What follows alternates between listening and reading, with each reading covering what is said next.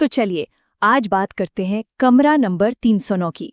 एक ऐसी डरावनी कहानी की जिसकी परतें खोलना आसान नहीं है। ये सिर्फ एक कहानी नहीं है, बल्कि एक ऐसा जाल है जो कभी खत्म नहीं होता। आइए समझते हैं कि आखिर क्या चीज है जो इसे इतना खौफनाक बनाती है। कहानी की शुरुआत होती है रात के 2:17 पर आए एक अनजान मैसेज से। ये कोई मजाक नहीं है, ये एक सीधी सीधी चेतावनी है। एक ऐसी चेतावनी जो बताती है कि कोई ऐसी दुनिया में कदम रखने वाला है जहां के नियम बिल्कुल अलग हैं। अब देखिए, कोई भी आम इंसान होगा तो क्या सोचेगा? यही कि हॉस्टल में कोई मजाक कर रहा है। कहानी का हीरो भी इसे एक मजाक समझकर नजरअंदाज कर देता है, और यही यही उसकी सबसे पहली और सबसे बड़ी भूल थी। सबसे बड़ी दिक्कत पता है क्या थी? वो ये सब सोच ही रहा था, और असल में वो पहले से ही कमरा नंबर 309 के दरवाजे पर खड़ा था। ये कोई मामूली कमरा नहीं है, ये पिछले 6 सालों से बंद है, और इसके बारे में जो डरावनी कहानियां सब सुनाते हैं वो असलियत का छोटा सा हिस्सा भी नहीं है। असली कहानी तो कुछ और ही है। तो अब शुरू होता है कहानी का पहला पड़ाव, वो अनजानी चेतावनी।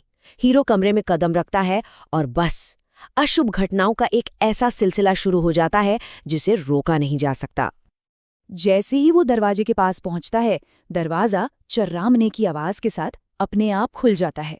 अंदर अंधेरा नहीं है, बल्कि हवा में तैरती हुई परछाइयां हैं, और जैसे ही वो अंदर कदम रखता है, दरवाजा जोर से धड़ाम से बंद हो जाता है।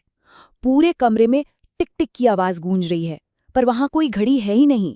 मतलब जाल बिछ चुका था।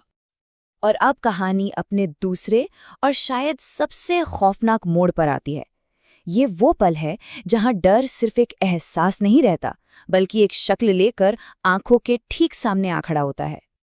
कमरे के अंदर आईने के ठीक सामने कुर्सी रखी है। जरा एक पल के लिए सोचिए, उस कुर्सी पर कौन बैठा हो सकता है? कहानी का सबसे गहरा डर इसी एक सवाल के जवाब में छिपा है, वो खुद। हीरो देखता है कि कुर्सी पर उसका ही हमशक्ल बैठा है। ये वो पल है जहां डर की सारी सीमाएं टूट जाती हैं। अपनी ही परछाई को एक अलग जिंदा रूप में देखना, इसकी तो कोई कल्पना भी नहीं कर सकता। अब यहाँ जो सबसे दिलचस्प बात है वो है दोनों के बीच का फर्क। हीरो तो खौफ में खड़ा है, लेकिन उसका हमशक्ल आराम से कुर्सी पर बैठा है। उसका सिर नीचे झुका है और उसकी गर्दन वो पूरी 180 डिग्री पर पीछे की ओर मुड़ी हुई है। ये सिर्फ एक हमशक्ल नहीं है, ये उसका एक बिगड़ा हुआ, एक भयानक रूप है। और फिर वो हमशक्ल बोलता है, एक धीमी खुरदरी आवाज में सिर्फ एक लाइन कहता है जो इस पूरे जाल का मकसद साफ कर देती है। अब तू मेरी जगह लेगा। मतलब ये कोई भूत प्रेत का खेल नहीं है, ये एक चक्र है, एक फंदा। तो यहाँ से कहानी का तीसरा हिस्सा शुरू होता है। अब ये सिर्फ डरने की बात नहीं रही, अब ये उस कमरे के उन अजीबोगरीब नियमों को समझने की लड़ाई है जो हीरो को फंसा चुके हैं। इस जाल के 3 नियम हैं, और हर नियम बचने की उम्मीद को और कम कर देता है। पहला, आईने में जो अक्स है वो अब उसकी नकल नहीं कर रहा। वो अपनी मर्जी से मुस्कुराता है और उसकी आंखों से आंसू की जगह काला तरल बहता है। दूसरा, दीवार पर खुरच कर एक नया नियम लिखा हुआ दिखता है, जो पीछे मुड़ेगा वो यहीं रह जाएगा। और तीसरा, एक आवाज उसके कान में फुसफुसाती है, तू भी पीछे मुड़ेगा। अब खेल के नियम साफ थे और उनसे बचना नामुमकिन लग रहा था। और अब हम कहानी के उस हिस्से में हैं जहां हीरो भागने की पूरी कोशिश करता है, लेकिन कमरा खुद एक भूल भुलैया, एक चक्रव्यूह बन जाता है। ये कमरा अब सिर्फ कमरा नहीं है, ये एक जिंदा राक्षस बन चुका है। इसके कोने अपनी जगह बदल रहे हैं, फर्श ऐसा लग रहा है जैसे सांस ले रहा हो, और छत धीरे धीरे नीचे आ रही है। हर तरफ से रास्ता बंद हो रहा है, जिससे घुटन और डर दोनों बढ़ते जा रहे हैं। भागते भागते उसे दरवाजा दिखता है, एक उम्मीद जगती है, लेकिन जैसे ही वो दरवाजे का हैंडल पकड़ता है, पीछे से कोई उसका नाम पुकारता है, और आवाज बिल्कुल उसी की है। ये सबसे बड़ी आजमाइश है। नियम याद है ना, पलट कर मत देखना। वो पलटता तो नहीं, लेकिन पास के आईने में देख लेता है कि पीछे कौन है।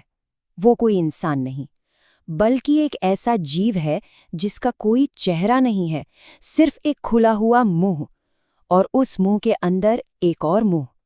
यही था उस कमरे का असली खौफनाक चेहरा। और बस उसी पल उसका मोबाइल फिर से बजता है, वही अनजान नंबर। इस बार मैसेज है, अब देर हो चुकी है, खेल खत्म। उसने नियम तोड़ दिया था। भले ही उसने सीधे पीछे मुड़कर नहीं देखा, पर आईने में देखना भी तो पीछे देखना ही था। अब हम कहानी के अंत में हैं, जहां ये भयानक चक्र पूरा होता है और हीरो खुद इस जाल का हिस्सा बन जाता है। उसका शरीर अब उसके काबू में नहीं है। उसकी गर्दन अपने आप मुड़ने लगती है, आईना चकनाचूर हो जाता है और अगले ही पल वो खुद को उसी कुर्सी पर बैठा हुआ पाता है। वो बदल चुका है। अब वो शिकार नहीं, शिकारी है। उसके सामने एक नया डरा सहमा इंसान खड़ा है और उसके मुंह से वही शब्द निकलते हैं जो उसने खुद सुने थे, अब तू मेरी जगह लेगा। चक्र ने अपना अगला शिकार ढूंढ लिया है। ये कहानी का अंत नहीं है, ये तो बस चक्र का पूरा होना है। अगली सुबह कमरा 309 फिर से बंद मिलता है।